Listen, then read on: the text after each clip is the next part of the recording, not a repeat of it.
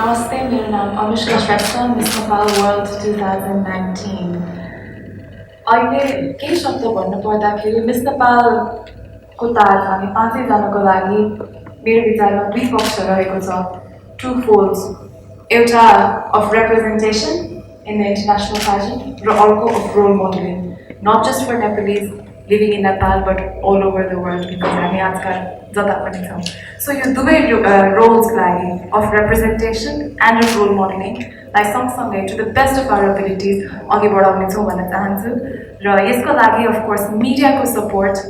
एकदमै नै सिग्निफिकेन्ट नै हुन्छ. Thank you. नमस्ते सबैजनालाई नमस्ते. मेरो नाम मीरा कक्षपति. म चाहिँ 23 वर्षको भएँ, अब 24 वर्ष पुग्नु लाग्यो. अनि मलाई मिस नेपालको ताज पहिरिने धेरै ठुलो सपना थियो र त्यो सपनाले विपनामा परिणत भयो भनेर अहिलेसम्म विश्वास लागेको छैन. आई थिङ्क हामी कसैलाई पनि विश्वास लागिसकेको छैन है, प्रोसेस हुन पाइसकेको छैन. तपाईँहरू सबैजनालाई चाहिँ आइदिनु भएकोमा धेरै धेरै धन्यवाद. आगामी दिनहरूमा पनि तपाईँहरूको साथ यसरी नै बनिरहन्छ भनेर म आशा गर्दछु. धन्यवाद.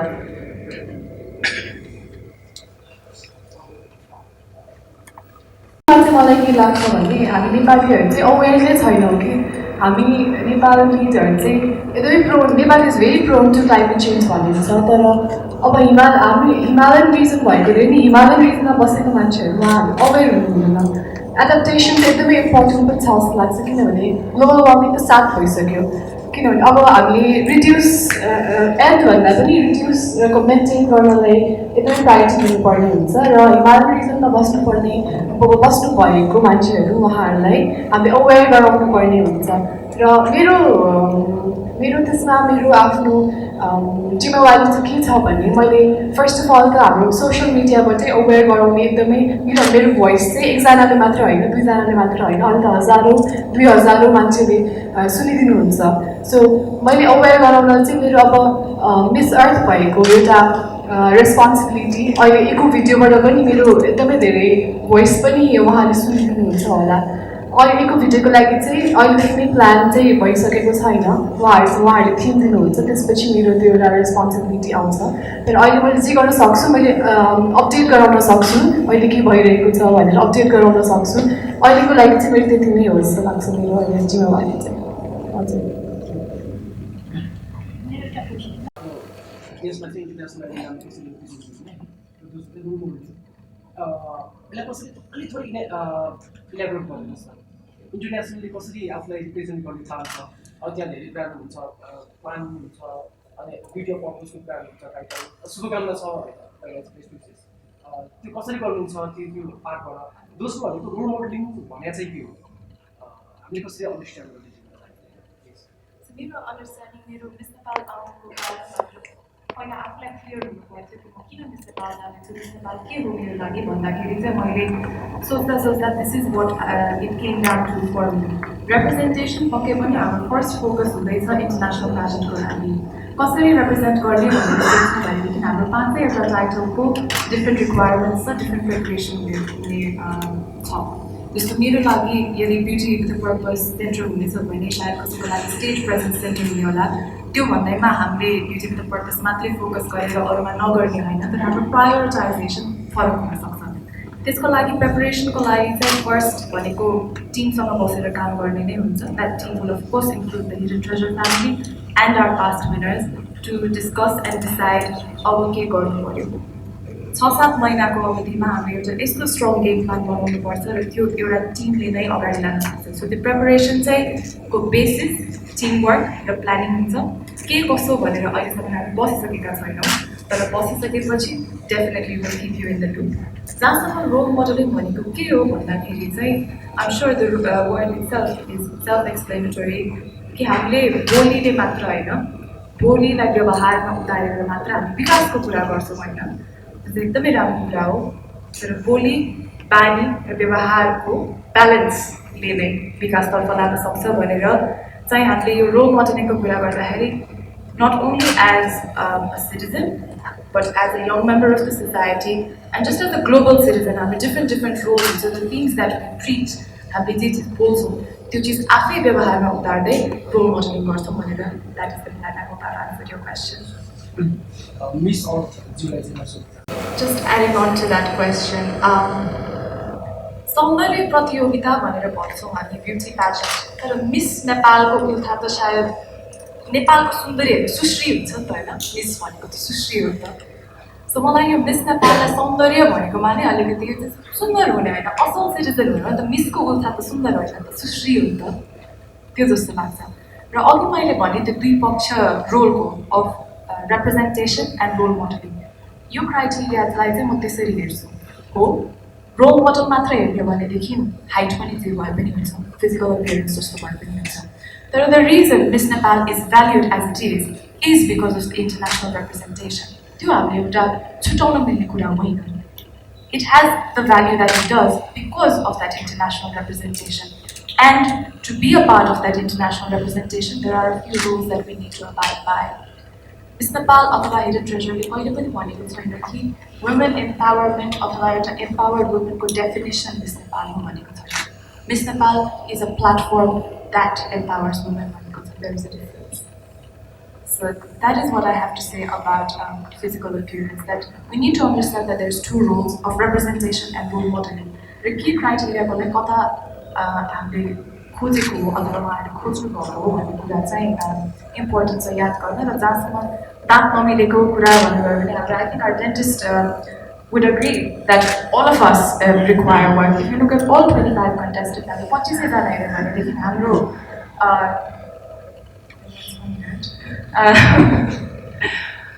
हामी 25 जना हेऱ्यौँ भनेदेखि हाम्रो physical appearance is very different body टाइपदेखि लिएर स्किन कलरदेखि लिएर स्किन टेक्स्चरदेखि लिएर we all look very different so to think that hidden treasure अथवा कुनै पनि प्याजेन्टले चाहिँ एउटा बक्सामा फिट हुने खालको मात्र मान्छे खोज्छौँ भनेर जस्तो लाग्यो भने चाहिँ हामी 25 जनाको फोटो हेऱ्यौँ भनेदेखि किन उहाँहरूले हाम्रो एउटा रेखा र एउटा एक्सपेक्टेसन अझै बढी भयो नि त जनताबाट अनि मलाई त इन्करेजमेन्टको हिसाबले चाहिँ मलाई चाहिँ त्यो हुन्छ नि प्रेसर होइन इन्करेजमेन्ट हो जस्तो लाग्छ झन् अझै गरौँ अझै अगाडि बढौँ अझै बेटर पर्फर्मेन्स दिउँ भन्ने एउटा इन्करेजमेन्ट हो र मलाई सबैजनामा एकदमै विश्वास छ हामीले योपालि चाहिँ त्यो रेखालाई पनि नागेरै आउनेछौँ भन्ने एकदमै विश्वास छ मलाई चाहिँ के लाग्छ भन्दा म त सुपर नेसनल भयो सुपर नेसनल त मेरो फर्स्ट टाइम काम भएको हो स्टेजमा अनि त्यही पनि अब हामीले जुन जति सकेसम्म हामीले इन्टरनेसनली हामीले एउटा हिस्ट्री बनाएको छ पहिला थाहा थिएन होला नेपाल कहाँ हो कस्तो कन्ट्री हो भनेर तर पहिलाको प्रिभियस नेपालको हाम्रो यो मिस नेपालले एउटा जुन एउटा हाम्रो नाम राख्नु भएको छ त्यो नामलाई कसरी अझै अगाडि बढाउने भने त्यो सोचमा चाहिँ म अगाडि बढ्दैछु मेरो चाहना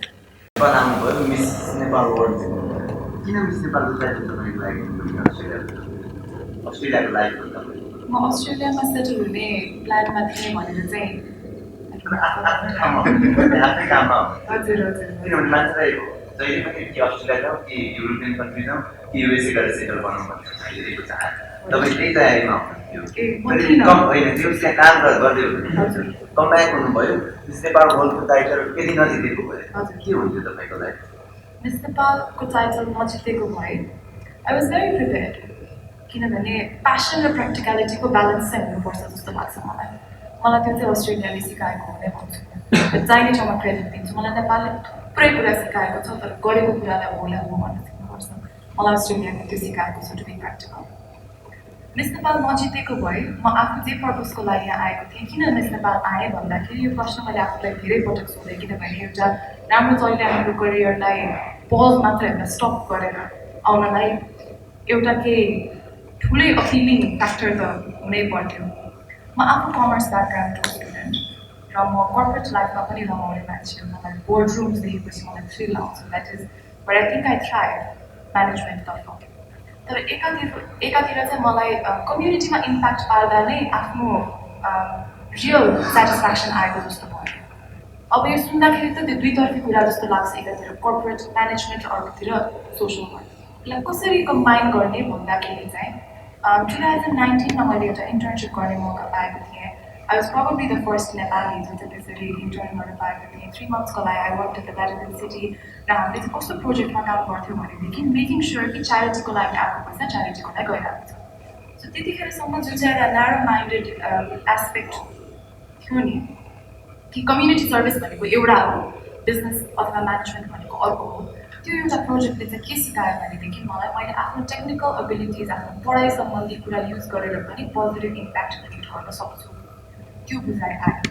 अब कहाँ गर्ने त भन्दाखेरि म त एउटा डेभलप्ड कन्ट्रीमा छु जब आफ्नो घरमा नै ब्याक टु बेसिक्स भन्छ आफ्नो घरमा नै नहुँदाखेरि मैले त्यहाँ एक्सपिरियन्स ग्यादर गर्न खोजेँ मैले एउटा कम्युनिटी कोचिङ गरेँ सिक्न खोजेँ तर काम त जान जरुरी छ फर्स्टमा घर त नेपालमै गर्छु भन्ने सोच पहिल्यैदेखि नै थियो मलाई भन्नुहुन्थ्यो 2 वर्षपछि कुरा गरौँ ल भन्नुहुन्थ्यो कि साथीहरूले अस्ट्रेलिया गएपछि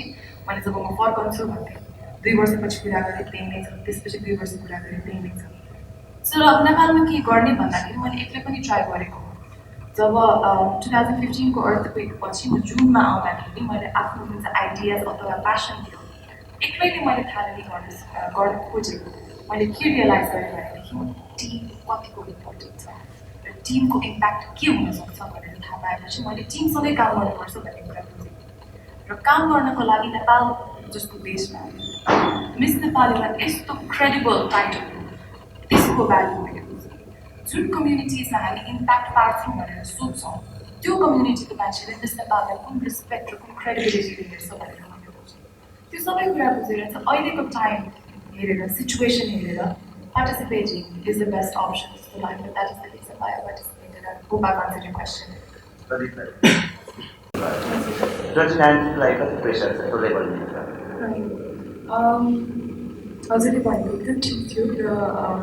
तर जे हुन्छ राम्रैको लागि हुन्छ भन्ने म सोच्छु समय बलवान र हाम्रो अन्तर्राष्ट्रिय पर्फर्मेन्स लास्ट इयर एकदमै राम्रो भएको थियो र त्यो मार्ककोमा पर्फर्मेन्स गर्नको लागि हाम्रो प्रेसर त छ तर म त्यसलाई प्रेसर भन्दिनँ त्यसलाई मौका भन्छु र त्यो मौका पाएकोलाई एउटा हाम्रो अहोभाग्य हो र टप 10 पुग्यौँ हामी टप 12 पुग्यौँ त्यसलाई अझ अगाडि बढ्नको लागि त हाम्रो लागि त्यो अहोभाग्य हो नि एउटा किसिमको हामीले ल्यान्डमार्क सेट गरिसक्यौँ र मन्टलीले सानो रेखा कोरिसकेको छ त्यसलाई नै फलो गर्दै जानेछु र सक्दो प्रयास गर्नेछु आफ्नो तर्फबाट त केही पनि छुट गर्दिनँ 100% दिनेछु मिस युनिभर्सको प्रिरेक्विजिट्स भन्दा पनि अझै धेरै प्रयास गर्दै अगाडि बढ्नेछु र आफ्नो भिजन आफ्नो प्रोफेसनलाई पनि साथसाथ लग्दै होपफुली समय र भाग्यले साथ दियो भने गोपाल सरलाई मिस युनिभर्सको डान्स सँगै गर्न दिनेछु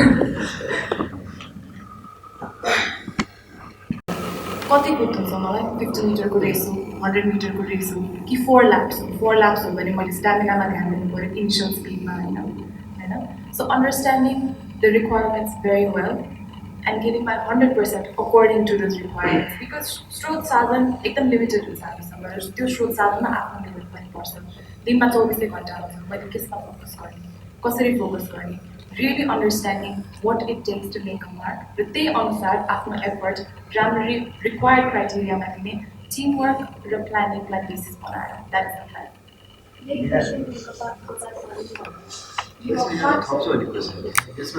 द लागेको थिएन डर नलागेको कारण चाहिँ के थियो भन्दाखेरि म जित्नलाई पनि एकदमै प्रिपेयर थिएँ र साथसाथै म हार्नलाई पनि एकदमै प्रिपेयर थिएँ मलाई म जित्नै पर्छ भन्ने लागेको थिएन मलाई के लाग्यो म जान्छु मजाले हेरिदिन्छु क्वेसन जे सोध्नुहुन्छ आयो भने भन्छु आयो भने भन्दिनँ